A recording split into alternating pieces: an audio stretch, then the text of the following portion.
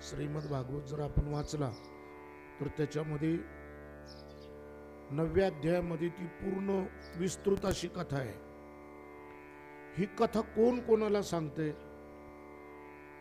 तो उद्धवाला श्रीकृष्ण भगवंत ही कथा सांगतायत की उद्धवा, एक लक्षात घे की स्त्री आणि पुरुष आत्मा एकच आहे, पण स्त्री ही अविद्यायुक्त असल्यामुळं पुरुष हा त्या ठिकाणी स्त्रीमध्ये आसक्त होतो.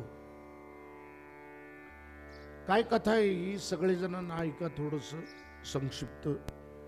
पहिल्या 10 श्लोकामध्ये ही कथा येते आणि नंतरच्या 8 श्लोकामध्ये त्या पुररवा राजाचा पश्चाताप त्या ठिकाणी सांगितला. पुररवा राजा हा धार्मिक असतो, धर्माचं रक्षण करणारा असतो, समुद्र वलयांकित राज्य करणारा हा राजा आहे. आणि म्हणून पुररवा, इकडे लक्ष द्या तुम्ही, काही खुनवाखुनी करू नका प्लीज.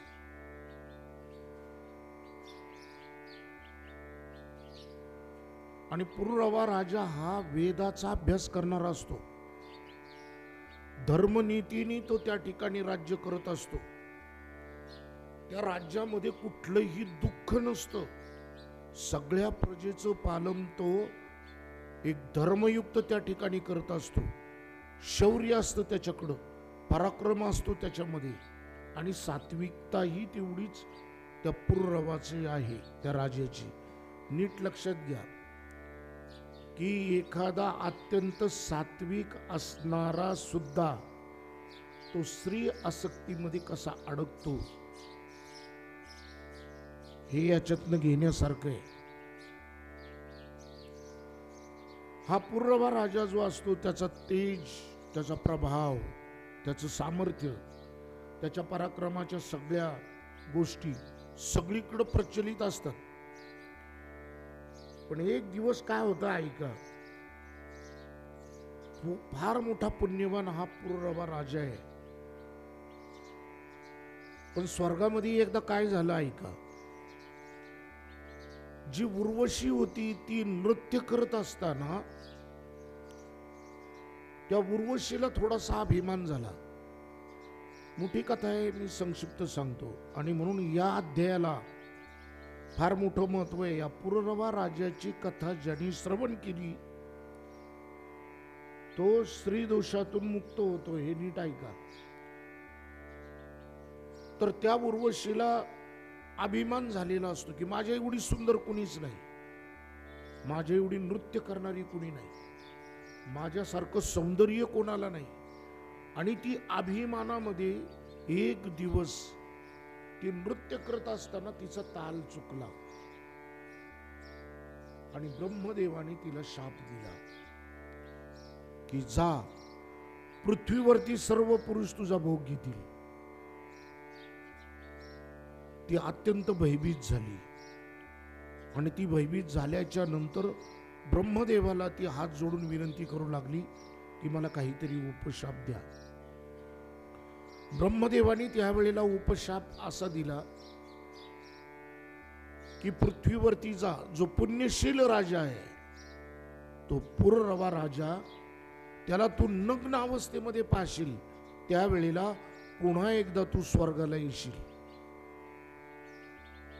आणि त्यावेळेला ही पुररवा ही पृथ्वीवरती आली.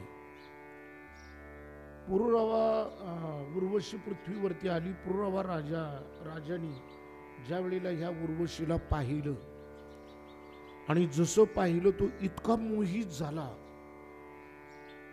की जो राजा असा होता की संपूर्ण प्रजा सगळी ज्याच्या पुढे लोटांगण घालत होती, आता हा राजा त्या उर्वशीला आपलीशी करण्यासाठी सर्वतोपरी प्रयत्न करू लागला. तो इतका तिच्या रूपामध्ये तो इतका मोहित झाला की ज्याला राजधर्म हा काही समजेना. एवढं सुंदर राज्य चालवणारा राजा परंतु मतिभ्रष्ट झाली. आणि अशा वेळेला राजाच्या डोक्यामध्ये फक्त एकच, उर्वशीला आपली करायची. आता उर्वशीला सुद्धा त्या ठिकाणी शाप दिला, उपशाप दिला, परंतु उपशाप देत असताना त्याला काही निमित्त केलं. पुररवा राजा हा त्या ठिकाणी इतका कामासक्त झाला की त्याच्या डोक्यामध्ये एक उभी छान, नसता स्त्रीचे ध्यान करिता प्रकट दिशे यथार्थता, मी स्वतः सिद्ध हृदयी असता सहजेन कपुल्ला चिंतिता मज. म्हणजे नामस्मरणाला जरी बसला तो तर त्या ठिकाणी भगवंत त्याच्या समोर उभा राहणारा, परंतु आता तसं नाही. तुझ्या उर्वशीच त्याच्या डोळ्यासमोर उभी राहिली. आणि अशा वेळेला पुररवा राजाचे सगळे नित्य नियम टाळायला लागले. अत्यंत तो वेडा त्या ठिकाणी झाला. काम इच्छा इतकी प्रबळ त्याची तयार झाली की त्याला बाकीचं काही सुचनाच. इतका धर्माचं पालन करणारा, यम नियमाचं पालन करणारा, वेदाचा विचार करणारा, नवे नवे गायीसाठी तर आपला प्राण सुद्धा देणारा असा तो पुररवा राजा होता. असा पुररवा राजा आहे, त्याची ही अवस्था आहे. सर्वसामान्याचं काय ऐका. आणि अशा वेळेला त्या ठिकाणी ती उर्वशी त्याच्या सानिध्यामध्ये आल्याच्या नंतर त्या उर्वशीला त्यांनी एक वचन दिलं की माझ्या पूर्वजांची शपथ घेऊन सांगतो की मी तुझा सांभाळ करील. तू माझ्यासाठीच या ठिकाणी पृथ्वीवरती जन्माला आलेली आहे आणि मी तुझ्याशिवाय राहू शकत नाही आणि माझ्या बरोबर तुला राहावं लागेल. उर्वशीने त्यावेळेला काय केलेले आहे की 2 मेंढे तिच्या बरोबर पाठवलेले आहेत स्वर्गातनं. हे 2 मेंढे कोण आहे तर कुबेराचे पुत्र अश्विनी कुमार ते 2 मेंढे. त्या मेंढ्यांचं निमित्त करून तिथं कथा आहे 9व्या स्कंदामध्ये की मेंढा उद्धार कथा. म्हणजे ते मेंढे जे असतात ते 2 मेंढ्याचं रूप असतं, पण ते ब्रह्मदेवानी तिच्या बरोबर पाठवलेले असतात. हे कुबेराचे 2 पुत्र हे तिच्या बरोबर येतात की तिची काम वासना त्या ठिकाणी क्षमावी. आता ऐका की ही उर्वशी त्यावेळेला ते 2 मेंढे तिच्या बरोबर असतात. त्यावेळेला या पुररवा राजाला ती म्हणती की मी तुझ्या बरोबर राहायला तयार आहे, पण माझ्या बरोबर हे 2 मेंढे आहेत, ती माझी मुलं आहेत, त्याचा तू सांभाळ करायला पाहिजे. राजाने एका क्षणामध्ये निर्णय दिला की ठीक आहे, त्यांचा मी मनापासून सांभाळ करील. आणि बाकी तो पुररवा राजा त्या उर्वशीच्या बरोबर अनेक अशा रात्र त्या ठिकाणी कामासक्तीमध्ये घालवतो. काय झालं त्याच्यामुळं ऐका. जो राजा प्रजेचे सुखदुःख जाणणारा, ती दूर करणारा, पण न कळत त्याच्यापासून चूक झाला. त्याला राज्यपाठ चालवता येईना. त्याला चांगलं काय वाईट काय, लोक, एकांत, कशाचंच भान राहीना. इतका वेडा झाला तो. पण काय झालं एक दिवस ऐका.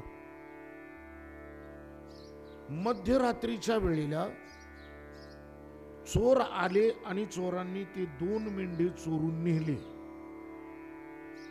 रात्रीच्या वेळेला चोरांनी ते 2 मेंढे चोरून घेऊन जात असताना त्यांनी बेब्याना असा आवाज केला आणि आवाज करताच त्यावेळेला या उर्वशीला जाग आली आणि उर्वशीने पाहिलं की माझे 2 मेंढे चोरांनी चोरून नेले.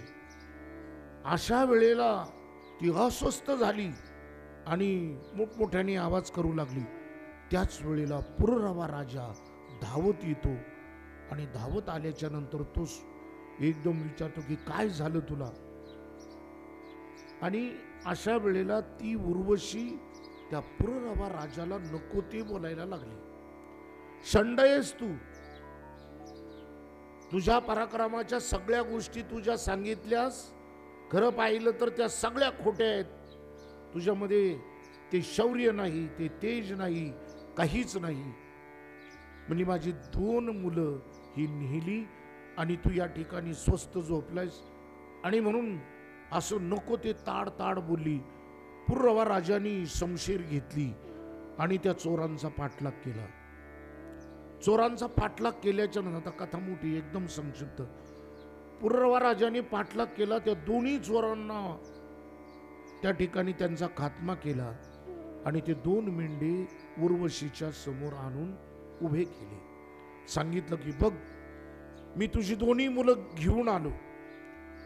पण अशा वेळेला काय झालं, मध्यरात्र होती, विजांचा कडकडाट, पाऊस सुरू होता आणि मेंढे गेले म्हणून उर्वशी त्या महालाच्या बाहेर पडली. ती सुद्धा त्याचा शोध घेण्यासाठी ज्या वेळेला रात्रीच्या वेळेला बाहेर पडली, पण तिकडनं बाकी हा पुररवा राजा 2 मेंढे घेऊन आला आणि म्हटला की बघ, मी तुझ्या मेंढ्यांचं रक्षण केलं. पण या पुररवा राजाने त्या चोरांचा पाठलाग करत असताना त्याच्या डोक्यामध्ये एकच होतं की ती उर्वशी माझ्याविषयी नाराज होऊ नये. त्याच्यासाठी त्यांनी इतका काय धाव घेतली त्या चोरांना पकडण्यासाठी की त्याचं धोतर जे होतं ते धोतर फाटून गेलं. त्याला त्याचं सुद्धा भान राहिलं नाही, कपड्याचं भान राहिलं नाही. ऐका, पण ती उर्वशी त्याच्यापासून पुन्हा अशी दूर जाऊ लागली आणि तो पुररवा राजा तिच्या पाठीमागं धावत होता. उर्वशी थांब, उर्वशी तू कुठं चाललीस, मी तुझ्याशिवाय राहू शकणार नाही. इतका तो त्या स्त्री आसक्तीमध्ये वेड्या पिशासारखा, कपड्याचंही भान राहिलं नाही. हातामधली असलेली शमशेर ती सुद्धा गळून पडली आणि अचानक जबरदस्त अशा विजांचा कडकडाट त्या ठिकाणी चालू लागला. राजा वेड्या पिशासारखा, जी प्रजा, जे शूरवीर ज्या राजाच्या पाठीमाग धावत होते त्याचं गुणवर्णन करत होते, त्याचा जय जयकार करत होते. पण आज तोच पुररवा राजा एका उर्वशीच्या पाठीमाग वेड्यासारखा पळत होता. स्त्री आसक्ती कशी असते लक्षात घ्या. इथे एक दृष्टांत दिलेला आहे, मी नंतर सांगल. जेवी अग्नी माझी घृत पडे, तव तव ज्वाळा अधिक वाढे, तेवी कांता भोगिता वाडे कोडे, काम पुढे थोरवे. हजारो लाखो तुपाच्या आहुती ज्या वेळेला अग्नीमध्ये देतो, पण तो अग्नी शमायच्या ऐवजी अधिकच भडकतो. तसं स्त्री आसक्तीमध्ये पुरुष एकदा का अडकला की नंतर तो अधिकच अडकत जातो. आता ती कथा ऐका पुढं, की ज्या वेळेला तो विजांचा कडकडाट होतो आणि ती वीज ज्या वेळेला पृथ्वीवरती, एवढा प्रचंड मोठा वारा आणि त्या विजेचा एवढा प्रभाव तयार होतो की राजाचा अंगरखा जो होता तो पूर्ण त्या ठिकाणी फाटून खाली गळतो. पुररवा राजा पूर्ण नग्न होतो आणि ती उर्वशी त्या पुररवा राजाला नग्न अवस्थेमध्ये पाहते आणि त्या वेळेला बाकी ती पुन्हा आता स्वर्गामध्ये जायला निघते. पुररवा राजा तिचा पाठलाग करत असताना इतका मोठमोठ्याने ओरडत होता की मी तुझ्याशिवाय राहू शकत नाही. उर्वशी तू थांब, मला तुझ्याशिवाय जमणार नाही. आणि अशा वेळेला हम तुमसे जुदा होके मर जाएंगे रो रो के. एक गाणे माहिती ना, अशी अवस्था त्या पुररवा राजाची झाली. जुन्या लोकांनाच गाणं माहिती, तुम्हाला नाही कळणार. ऐका, पण ही उर्वशी धावत धावत पुढे चाललेली. पुररवा राजा चिखलानी भरलेला आहे, भिजलेला आहे, सगळ्या अंगाला जखमा झालेल्या आहेत, पायाला सगळे काटे बोचलेले आहेत आणि त्यावेळेला तो राजा म्हणतोय की उर्वशी, तुला त्रास होईल, तुझ्या पायाला खडे रुततील, हे होईल ते होईल, थांब. काही नाही. राजा तिच्या पाठीमाग पाठलाग करत करत कुठे येतो? कुरुक्षेत्रामध्ये. मी तुम्हाला प्रश्न विचारणार आहे, लक्षात घ्या. म्हणून नेहमी नीट ऐका. 9वा अख्खा स्कंद तुम्ही वाचल्याच्या नंतर ही कथा आहे. याच्यामध्ये संक्षिप्त आहे. 18 श्लोकामध्ये ही कथा आहे. त्याच्यातले पहिले 10 श्लोक आहेत तो पूर्व राजाचं त्या ठिकाणी ही सगळी कथा आहे आणि 8 श्लोकामध्ये पुढच्या त्या पूर्व राजाला झालेल्या पश्चातापाचं वर्णन आहे. श्रीकृष्ण भगवंत ही कथा कोणाला सांगतायत? कोणाला सांगतायत? उद्धवाला सांगतायत. हे तर साधं सोपा प्रश्न आहे. बरं, जी 2 मुलं तिच्या बरोबर मेंढे म्हणून आली होती ते कोण होते? आप आ गए उस पहाड़ के नीचे. ऐका, आता भजी आलेली आहे त्यामुळे जास्त वेळ लावणार नाही तिकडनं. बरोबर, ठीक आहे ठीक आहे, चलता आहे. म्हणजे ते म्हणले की ऐका, कथा ऐका. ज्या वेळेला ही तो राजा कुठं आला? कुरुक्षेत्रावरती. बरोबर. त्या कुरुक्षेत्रावरती काय झालं ऐका. ती उर्वशी त्याला दिसली आणि दिसल्याबरोबर तो राजा त्या ठिकाणी मोठमोठ्याने ओरडू लागला की मी एक क्षण सुद्धा तुझ्याशिवाय राहणार नाही. असं सुरुवातीला सगळे म्हणतात. आता पूर्व राजा सुद्धा नंतरची कथा ऐका तुम्ही, फार सुंदर आहे. याच्यामधनं ब्रह्मदेव शंकर कुणीच वाचलं नाही. शुल्लक माणसाचं तर काय घेऊन बसलंय. ऐका.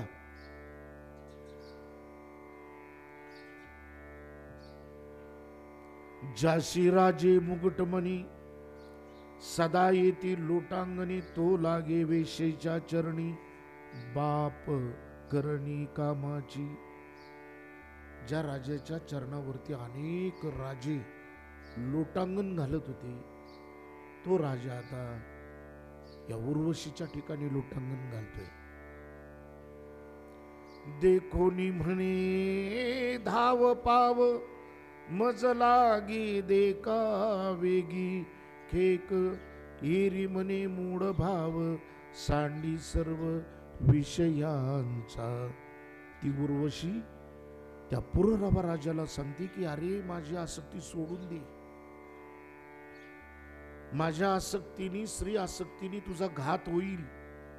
हे राजा, तू इतका पुण्यशील आहेस की केवळ आणि केवळ तुझ्यामुळं माझा पुन्हा उद्धार झालेला आहे. मला पुन्हा स्वर्ग लोकामध्ये जायला मिळणार आहे. तुझ्यासारखा पुण्यशील राजा या पृथ्वीवरती नाही. आपण आम्ही स्त्रियांची आसक्ती कदा धडन वेगा भूपती. आमच्या स्त्रियांची संगती हे राजा चांगली नाहीये. ऐका. सदा स्त्रियांची दृष्ट जाती जाण निश्चिती महाराजा. आणि म्हणून स्त्रीची जात ही दुष्ट आहे. आम्ही अनेक पुरुषाचा संग करणारे आहोत. आमच्या बरोबर त्या ठिकाणी हे करू नको. विशेषे आम्ही स्वैरणी, आमची स्वैरवृत्ती आहे. आम्ही कुठल्याही पुरुषाची त्या ठिकाणी रममान होतो. म्हणून म्हटलेलं आहे स्वेच्छे परपुरुषागमनी आमुचा विश्वास मनी जनी न मानी नृपनाथा. आमच्यावरती विश्वास ठेवू नाही, पण सगळे चौफुल्यावरती विश्वास ठेवतात. घरदार गया तो किस झाड़ की पत्ती आंखों में धुंधी रहती है. बरोबर ना गणेशजी? काय वकील, काय म्हणणं आहे तुमचं? काही नाही ते. हो, अरे अख्खे कोट्याधीश सुद्धा भिकारी झाली. ऐका पूर्व राजाची कथा सगळ्यांनी. काय झाले ऐका. ही उर्वशी आता पूर्व राजाला उपदेश करती की माझा छंद तू सोडून दे. पण उर्वशी म्हणती, हे राजा, तुझे निसंगे मी निर्घृत, शाप निस्तारिले समस्त, मज तुझ संग न घडे येत, मी असे जात स्वर्गाशी. पण तुझा जर संग माझ्याशी गाडला तर मी स्वर्गाला गेली नसते. आणि म्हणून तू इतका पुण्यशील या पृथ्वीवरचा राजा आहे. भोग भोगिता उर्वशीशी, विरक्ती उपजली रायाशी, तो जे बोलिला अनुतापेशी, ते ऐक तुझे तुझशी सांगेल. हे उद्धवा, आता ती उर्वशी ज्या वेळेला त्या पूर्व राजाला उपदेश करती आणि त्या राजाला कसा पश्चाताप झाला हे मी तुला पुढे सांगतोय, आणि ते नीट ऐक. आता हा सिद्धांत या सगळ्या कथेचा. काय केलं त्या उर्वशीनी? त्या उर्वशीनी त्या पूर्व राजाला एक थाळी दिली आणि सांगितलं की एक लक्षात घे, ही थाळी घे आणि या थाळीवरती तू यज्ञ कर, आणि तू ज्या वेळेला तो यज्ञ करशील त्यावेळेला सदैव माझ्या बरोबर तुला राहण्याचा अधिकार राहील. तू स्वर्गामध्ये येशील आणि माझं सतत तुला भोग भोगता येईल. बघा बर का काय सांगितलंय उर्वशीने, तुला सुद्धा स्वर्गामध्ये येता येईल आणि मी सदैव तुझ्या बरोबर राहील, सदैव मला तुला भोगता येईल. पण राजा इतका वेडा झाला होता की ती थाळी टाकून दिली. मला काहीच नको, मला फक्त तू पाहिजे. काय झालं पहा, नंतर उर्वशी ही स्वर्गामध्ये निघून गेली. आता ही कथा उत्तरार्धामध्ये श्रीकृष्ण भगवंत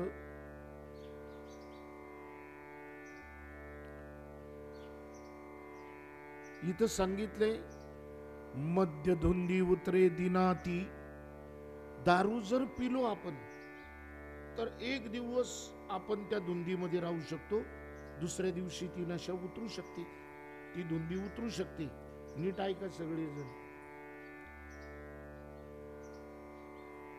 धन मधु जाय निधन स्थिती. पण धनाची जी धुंदी आहे ती मेल्यानंतर जाती, मरेपर्यंत ती धुंदी राहते. ऐका, तारुण्य मधु जाय क्षीण शक्ती. तारुण्याची सुद्धा जी ही धुंदी आहे ती शरीर एकदा म्हातार झाल्याच्या नंतर जाते. ऐका, पण श्रीमद प्राप्ती कदा अनुरती. शेवटच्या श्वासापर्यंत जरी गेला तरी आबा महाराजनी मी सांगायचे तो दृष्टांत की 80 वर्षाचं तुपाचं गाडग जर ते उकारड्यावर टाकलं तरी सुद्धा ती पागळत. काय शरीर बनवलेले. ऐका, जैसे वानुर गारुड्याचे, तैसा श्रीचे नि छंदेनाचे, माझा चक्रवर्तीपणाचे अतिनिंदसाचे फळ झाले. प्रमदा अंबरे अलंकार. इथं काय सांगितले बरं का, प्रमदा अलंकार म्हणजे स्त्री आकर्षणामध्ये स्त्रीच्या ठिकाणी असणार जे सौंदर्य आहे त्याच्यामध्ये जे अधिक भर टाकतं ते वस्त्र आणि अलंकार, आणि त्याच्यामुळं पुरुष तो त्या ठिकाणी आकर्षण होतो. इथं नाथ महाराजांनी फार सुंदर केले. हे मायेचे सोलिवसार प्रमदा अंबरे अलंकार. हे मायेचे सोलिवसार येत भुलले थोर थोर मी पामर श्रीसंगी. आणि म्हणून श्रीकृष्ण भगवंत म्हणतो की याच्यातनं कुणी सुटलं नाही. चला कथा पुढे कशी. उर्वशी ती स्वर्गामध्ये निघून गेली. राजानी थाळी टाकून दिली. गुडघ्यावरती राजा त्या ठिकाणी उभा राहिलाय आणि मोठमोठ्याने रुंदन करू लागला. ज्या राजाच्या गर्जनाने शत्रू पळत सुटत होता तो राजा रडतोय. काय अवस्था झाली. माझ्या नशिबाने थट्टा.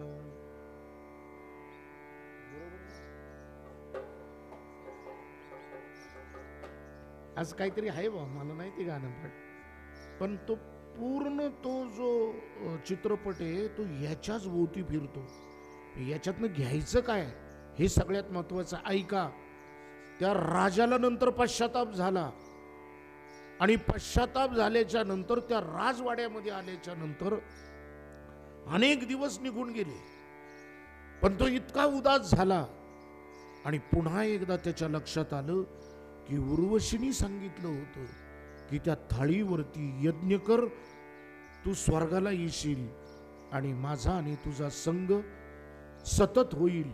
राजा पुन्हा एकदा वनामध्ये धावत गेला कुरुक्षेत्रावरती आणि तिथं ती थाळी शोधू लागला, पण त्याच्यावरती एक वृक्ष निर्माण झाला होता.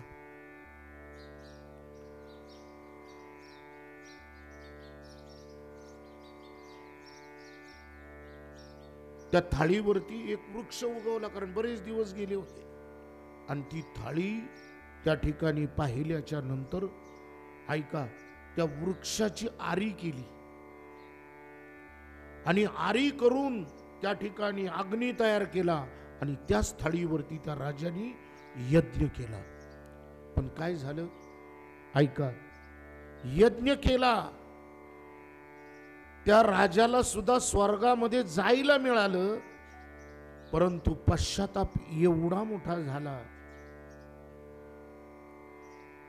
की नंतर बाकी त्या राजाला स्त्री आसक्ती नकोशी झाली. आणि मग त्यावेळेला भावे हरीशी निघाल्या शरण, हृदयी प्रगटे नारायण, तेव्हा सर्व काम सहजे जाण, जाती पळून हृदयस्थ. हृदयामधला काम हा पळून जातो, पण ज्या वेळेला आपण त्या भगवंताचं सद्गुरूंचं चिंतन करू त्यावेळेला बाकी भोग जी आपली वृत्ती राहती ती संपूर्ण अभोगता होतो. जो भोग भोगुनी अभोगता, त्या शरण निघाल्या अनंता, बाधू न शके विषयावस्था, स्त्रीसंगी सोडविता तो एक. सर्व संग करून तो निसंग आहे असा जो श्रीकृष्ण भगवंत आहे, त्याच सर्व भावेशी संपूर्ण हरीशी निघालिया शरण, सकळ कामाचे निर्दळन सहजे जाण. आणि मग बाकी काय झालं, स्त्री विषयापासून दूर होण्यासाठी उपाय नंतरच्या सर्व श्लोकामध्ये सांगितलेले आहेत. याच्यामध्ये एक थोडासा प्रश्न आहे. काय प्रश्न आहे? उद्धव म्हणला की स्त्री आणि पुरुष एकाच तत्वाने जर बनवलेली हे देवा, तर मग पुरुष एवढा आसक्त स्त्रीमध्ये का व्हावा?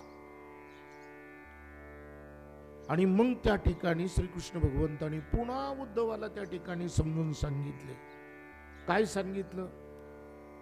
की स्त्री आणि पुरुष हे एकाच तत्वातून बनले, परंतु स्त्री ही अविद्या या तत्वाने जास्त हे झाली आणि म्हणून स्त्रीमध्ये एक अधरामृत ही जी वस्तू त्या ठिकाणी केवळ आणि केवळ अविद्येमुळे आली आणि ते अधरामृतामध्ये एक प्रचंड मोठी एक शक्ती निर्माण केली, ज्याला आपण स्त्री शक्ती म्हणतो. लक्षात आलं का? आणि मग त्याच्यामुळं ते अविद्येचं बळ तिच्यामध्ये निर्माण झालं. इथे एक मला वाटतं ओवी कुठंतरी आलेली आहे. हा, वनिता धरी झरे, अधरामृत तिच्या ओठामधनं असं एक पाजरत असतं. ते म्हणती अधरामृत केवळ, बाप अविद्येचे बळ, भुलले सकळ सुर नरा.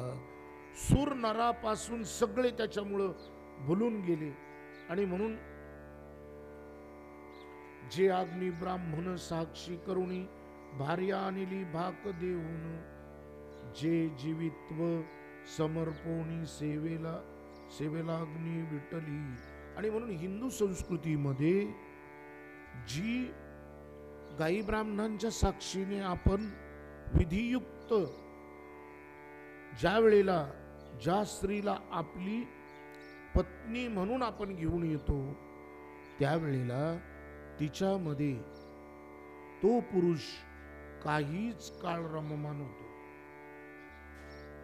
आणि जर समजा तुम्ही त्याला देवांगना आपण म्हणू, पण ह्या जर यांच्या नादी जर लागलं तर पुरुष पूर्णपणे त्या ठिकाणी संपला जातो. आणि म्हणून आपल्या हिंदू धर्मामध्ये एक लग्न विधी हा विधी मानला जातो, लक्षात घ्या. आणि त्या विधीनी ज्या वेळेला आपण येतो त्यावेळेला ती स्त्री सुद्धा जरी ती अविद्या असली परंतु पुरुषाला तारण्याची क्षमता तिच्यामध्ये निर्माण होती. आणि म्हणून आता पुढं सांगितलेलं आहे, ऐका. तो राजा जरी समजा त्याला स्वर्ग प्राप्त झाली, सगळी झाली, पण त्याची स्त्री आसक्ती पूर्ण नाहीशी झाली आणि तो राजा नंतरच्या काळामध्ये फक्त आणि फक्त त्या भगवंताच्या नामस्मरणामध्ये एकरूप झाला, ज्याला विधेयी अवस्था त्या ठिकाणी प्राप्त झाली. आणि विधेय अवस्था प्राप्त झाल्याच्या नंतर बाकी ज्या स्थूल देहामध्ये स्त्री आसक्ती आहे तो देहच त्या ठिकाणी त्याने त्यागला, सूक्ष्म देहामध्ये प्रवेश केला, कारण देहामध्ये प्रवेश केला. आणि महाकारण देहामध्ये ज्या वेळेला जातो त्यावेळेला काम हा त्या ठिकाणी राहत नाही. तो स्थूल देहापर्यंत काम आहे, सूक्ष्म देहामध्ये सुद्धा गेल्याच्या नंतर तो आहे, पण महाकारणच्या पुढे गेल्याच्या नंतरच त्या ठिकाणी तो काम संपतो. आता ऐका, देहाचे 8 जण वाटेकरी आहेत. कोण कोण आहे? आई, वडील, बंधू मित्र, त्याच्यानंतर मालक, हे सगळे या ठिकाणी 8 जण वाटेकरी आहेत. मला वाटतं इथं सांगितलेले या परिदेहाचे जाण विभागी असती 8 जण, ते मी भोगता हा अभिमान, तो केवळ जाण मूर्खत्वे. म्हणून उद्धवाला हे सगळं सांगितलं. फार सुंदर आहे.